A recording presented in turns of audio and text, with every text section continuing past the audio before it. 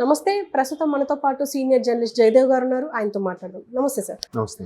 Sir, నిన్న ఒక TV ఛానల్తో మాట్లాడుతూ కేటీఆర్ ఒక మాట అన్నారు. నేను ఏ ట్యాపింగ్లో లేను, నా మీద ఎలాంటి ఎలిగేషన్స్ చేయొద్దు, కావాలంటే నేను లై డిటెక్టర్కి నేను సిద్ధం, అలాగే నార్కో అనాలిసిస్ కూడా నేను సిద్ధం అని చెప్పేసి అన్నారు. మీరేమంటారు? ఆయన ఇంతకుముందు కూడా ఒక స్టేట్మెంట్ ఇచ్చారండి. అంటే నా మీద ఎవరెవరైతే ఇలా మాట్లాడుతున్నారో వాళ్ళందరిపై పరువు నష్టం దావా వేస్తున్నాను, వాళ్ళందరికీ కేసు పెడుతున్నాను అని. ఆల్రెడీ మంత్రి కొండా సురేఖ ఆవిడతో పాటు కొంతమందికి ఎవరెవరైతే ఆరోపణలు చేశారో వాళ్ళందరికీ కూడా సమ్మన్లు ఇచ్చారు అన్నట్టు చెప్తున్నారు. అయితే ఇది అటు తిరిగి ఇటు తిరిగి బీఆర్ఎస్ ప్రభుత్వానికి ఇంపాక్ట్ అయ్యింది. బట్ దాని గురించి ఎవరేం మాట్లాడలేదు. ఇప్పుడు కేసీఆర్ గారు మాట్లాడలేదు, హరీష్ రావు గారు మాట్లాడలేదు, బీఆర్ఎస్లో ఉండే ఎవరెవరైతే సోకాల్డ్ ఇంకా ఎమ్మెల్యేగా నెగ్గి కొనసాగుతున్నారో వాళ్ళు మాట్లాడలేదు. కొంతమంది సీనియర్లు పార్టీ ఫిరాయింపుల కింద అటువైపు వెళ్ళిపోయారు. ఇంకా మరి ఈయనే అన్నిటికీ మాట్లాడాల్సి వచ్చిన పరిస్థితి వస్తుంది. బట్ ఈయన మీద ఆరోపణలు, రకరకాల ఆరోపణలు, ఇండస్ట్రీ ఒక్క రాజకీయ నేపథ్యంలోనే కాకుండా ఇండస్ట్రీ వర్గాల్లో కూడా ఈ ఫోన్ ట్యాపింగ్ చేసి కొంతమందిని లొంగ తీసుకున్నారని రకరకాలుగా వార్తలు, రూమర్స్ అవి వస్తున్నాయి. సో వాటన్నిటి చెక్ పెట్టేలాగా ఆల్రెడీ కేసు పెడతానని కూడా చెప్పారు. బట్ అయినప్పటికీ ఇప్పటికీ ఆ వ్యవహారం ఇంకా నలుగుతూనే ఉంది కాబట్టి, రోజుకో మలుపు తిరుగుతుంది కాబట్టి దీని మీద అసలు మేము ఎట్లా మా మీద ఆరోపణలు చేస్తున్నారు, మరి మీరు నార్కోటిక్ అనాలిసిస్కి కానీ లేదంటే లై డిటెక్టర్ పెట్టినప్పుడు దాని ద్వారా కానీ మీరు సిద్ధమంటే నేను సిద్ధమే, మీరు సిద్ధమని చెప్పండి, మీరు చెప్పలేరు, మీకు అంత సీన్ లేదు అన్నట్టుగా ఎవరు వెర్షన్ అలాగే కాన్ఫిడెన్స్గా మాట్లాడతారు. ఒకవేళ ఆయన రేవంత్ రెడ్డి గారు మాట్లాడారనుకోండి, నువ్వు సిద్ధమా లై డిటెక్టర్ కానీ ఈయన మాట్లాడతాడు. ఈ రాజకీయాల్లో ఉండేవే. కాకపోతే ఆయన ఏమంటున్నారంటే, ఇప్పుడు ఎంత జరుగుతున్నా ప్రణీత్ రావు గారు లాంటి వ్యక్తిని ఇంట్రాగేట్ చేస్తున్నప్పటికీ సీడీల వ్యవహారం, అదే హార్డ్ డిస్క్ల వ్యవహారం దొరికినప్పటికి కూడా అసలు వ్యక్తి పేరు అనేది బయటికి రావట్లేదు. మీకు అర్థమవుతుందా? మీడియా పరంగా కూడా ఎక్కడ బయటకు రావట్లేదు. బట్ పోలీస్ పెద్దలకి తెలిసే ఉంటుంది, ఆ ఇన్వెస్టిగేట్ చేసే వాళ్ళకి ఆల్రెడీ చూచాయిగా అర్థమయ్యే ఉంటుంది.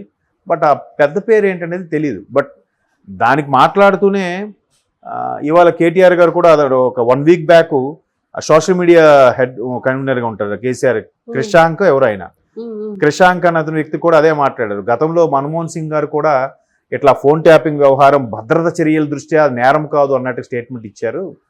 ఇప్పుడు ఎందుకు అంటే దానికి కొద్దిగా కొనసాగింపుగా కేటీఆర్ గారు ఏం మాట్లాడారంటే, గతంలో మన్మోహన్ సింగ్ గారు కూడా మాట్లాడారు, భద్రత చర్యలకు సంబంధించి, దేశ భద్రతకు సంబంధించి ఇట్లాంటివి జరిగినప్పుడు తప్పులేదు, అంటే అది చట్టపరమైన ట్యాపింగ్ అయితే పర్వాలేదు, కానీ వారికి తెలియకుండా వాళ్ళ పర్సనల్ విషయాలు కూడా మాట్లాడాలి అనుకున్నప్పుడు నేర చరిత్ర లేని వాళ్ళకి, ఎటువంటి డౌట్ఫుల్గా లేని వాళ్ళ మీద ఇట్లాంటి ట్యాపింగ్ చేయడం అనేది చాలా ఇబ్బందికర పరిస్థితులు.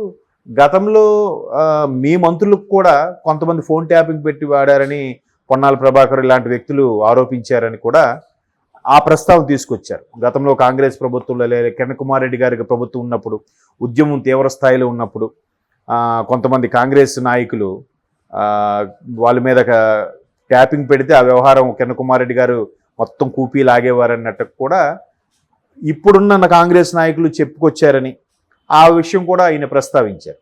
బట్ ఏదైనా అంటే గతంలో వాళ్ళు చేశారు కాబట్టి మేము చేసినా తప్పు లేదని చెప్పే ప్రయత్నమా, లేదంటే చట్టపరంగా చేస్తే తప్పు లేదు కానీ చట్ట వ్యతిరేకంగా చేస్తే వాళ్ళ అనుమతి లేకుండా చేసి, లేదా ఆ డౌట్ఫుల్ వ్యక్తులు కానప్పుడు ప్రజాప్రతినిధుల మీద ఇట్లాంటి ఫోన్ ట్యాపింగ్ పెట్టడం అనేది కరెక్ట్ కాదు అని తప్పు అనిపించినప్పుడు అయితే చర్యలు తీసుకోవచ్చు అన్నట్టుగా చెప్పారు. మొత్తం మీద ఒక రకమైన డిఫెన్స్ లాగా అనిపించింది ఆయన వ్యాఖ్యలు. ఒకటి, ఆ ఫోన్ ట్యాపింగ్ వ్యవహారం ఎవ్వరూ మాట్లాడలేదు, ఎవరో ఒకరు మాట్లాడాలి. ఒకవైపు కాంగ్రెస్ వాళ్ళు ఇన్వెస్టిగేషను కాంగ్రెస్లో చాలామంది నాయకులు ఫుల్గా బ్యాటింగ్ ఆడుతున్న నేపథ్యంలో వీళ్ళు కనీసం డిఫెన్స్ అయినా ఆడాలిగా. వీళ్ళ తరపున ఒక్క నాయకులు కూడా డిఫెన్స్ ఆడుతున్నారు నాకు కనబడలేదు. ఒక కేటీఆర్ గారు ఒక్కరే మాట్లాడుతున్నారు, ఇంకెవరు మాట్లాడట్లేదు. ఎందుకు మాట్లాడట్లేదు? ఎవరు మాట్లాడితే ఎవరి పేక చుట్టుకుంటుందన్న భయంతో మాట్లాడలేదా, నిజంగా ఆ వ్యవహారం గురించి ఏం తెలియక మాట్లాడలేదా? 2 రకాల డౌట్లు వస్తున్నాయి. మరి మొత్తం మీద ఫోన్ ట్యాపింగ్ వ్యవహారం చాలా ఇష్యూ అవుతుంది. అలా కాకుండా నిన్న యాపిల్ లాంటి సంస్థ కూడా ఏం చెప్పిందంటే, యాపిల్ లాంటి ఫోన్లు కూడా హ్యాక్ చేసి ట్యాప్ చేస్తున్నారు, దానికి ఒక మిస్డ్ కాల్ వాట్సాప్ ద్వారా వస్తే పొరపాటున దాన్ని అటెంప్ట్ చేస్తే ఆ యాపిల్ ఫోన్లోని వ్యవహారాలంతా కూడా వాళ్ళు గ్రాప్ చేసేసి క్యాప్చర్ చేసేస్తున్నారంట. అంటే అటువంటి పవర్ఫుల్ హ్యాకర్స్ వచ్చేసారు. యాపిల్ ఫోన్ అంటే సెక్యూర్ పరంగా మంచి ఇది ఉంటుంది అనుకున్నారు, బట్ దానికి కూడా హ్యాకర్స్ వచ్చేసారని చెప్పి యాపిల్ సంస్థ ఒక బహిరంగ నోటిఫికేషన్ కూడా ఇచ్చింది, భద్రతంగా చూసుకోండి అని. అలాగే కొంతమంది ప్రముఖులకు కూడా మెయిల్స్ ఇచ్చిందంట, మీ యాపిల్ ఫోన్ ఇట్లా ట్యాప్ చేయబడుతుందేమో జాగ్రత్త చూసుకోండి అని.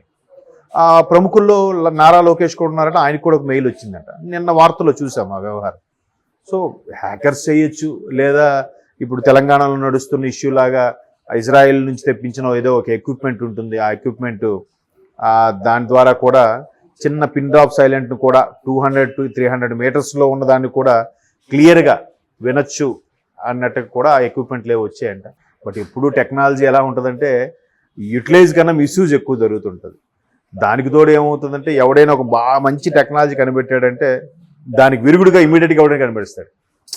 దాన్ని కనిపెట్టడానికి వాడు కొన్ని సంవత్సరాలు కష్టపడి ఉంటాడు, బట్ దాని విరుగుడు మాత్రం ఇమీడియట్గా ఒక 3 నెలల్లోనూ 6 నెలల్లోనూ కనిపెట్టేస్తారు.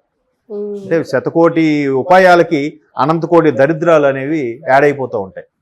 ఒక మంచిది ఇప్పుడు ఫోన్ ఉంది, దాన్ని సవ్యంగా వాడితే దానికి మించిన టెక్నాలజీ ఇంకోటి లేదు, దాన్ని మిస్యూజ్ అవుతుంది.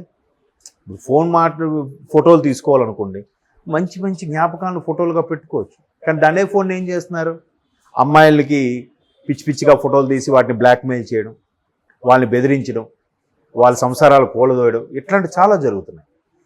ప్రతిదీ కూడా యూటిలైజ్ ఉంటుంది, మిస్యూజ్ ఉంటుంది. కాకపోతే ప్రస్తుతం ఉన్న జనరేషన్లో ప్రస్తుతం ఉన్న ట్రెండ్ ఏంటంటే యూజ్ఫుల్ 20% అయితే మిస్యూజ్ 80% ఉంటుంది. అంతే కదా, మొబైల్ వచ్చాక ఎన్నో మాయమైపోయాయి. వాచీలు పోయాయి అంటున్నారు, తర్వాత క్యాలిక్యులేటర్లు పోయాయి, షార్ప్గా ఇదంతా పక్కన పెడితే మనిషి అనేవాడు షార్ప్గా ఆలోచించడం మానేశాడు. బ్రెయిన్కి అసలు పని ఇవ్వట్లే. 2 రెళ్ళు అంతా 2 2s అన్నా కూడా కొట్టే చూడాల్సిన పరిస్థితి వస్తుంది. అందుకే ఒక సర్వేలో కూడా చెప్తున్నారు వాళ్ళు, ఎన్హాన్స్ థింకింగ్ అంటే బ్రాడ్ థింకింగ్నెస్ అనేది తగ్గిపోతుందంట. అన్ని అవకాశాలు వచ్చేసరికి వాడు ఇంకెందుకు థింక్ చేస్తాడు. ఇప్పుడు ఒకసారి డైరెక్టర్ తేజ కూడా, అంటే టాపిక్ డివేట్ అవుతుందేమో చెప్తున్నా, డైరెక్టర్ తేజ కూడా అదే చెప్పారు. ఆయన ఇంట్లో ఆ టీవీ కూడా పెట్టుకోడంట. ఆయన ఎందుకు పెట్టుకోడంటే పిల్లలు పుస్తకాలు చదివినప్పుడు కలల రాకుమారుడు రెక్కల గుర్రం మీద వచ్చాడు అని ఒక సెంటెన్స్ చదివితే ఊహించుకోవాలి, ఇమాజినేషన్. అది ఇప్పుడు ఉంటుందా? వెంటనే యూట్యూబ్లో కొడితే అలాంటి 100 వస్తాయి, కలల రాకుమారుడు రెక్కల గుర్రం మీద రావడం. అవన్నీ చూసాక వీడు ఓన్గా ఇంకేం ఇమేజ్ ఊహించుకుంటాడు. వీడి ఇమాజినేషన్ ఏముంటుంది, ఇంకా ఏం ఉండదు కదా. అప్పుడు ఎవరినో చూసి కాపీ కొట్టేదే ఉంటుంది తప్ప వీడికి ఏం తెలియదు. మొన్న ఏదో సినిమాలో కూడా చూపించాడు, మిల్క్ పాలు ఎలా వస్తుందంటే ప్యాకెట్లో వస్తాయని చెప్తున్నాడు. ఎలా వస్తుందంటే ప్యాకెట్లో వస్తుంది. అలాగా ఫోను అనే టెక్నాలజీని ఉపయోగించి చాలామంది యూటిలైజ్ చేస్తున్నారు, అంతక రెట్టింపు సంఖ్యలో మిస్యూజ్ చేస్తున్నారు.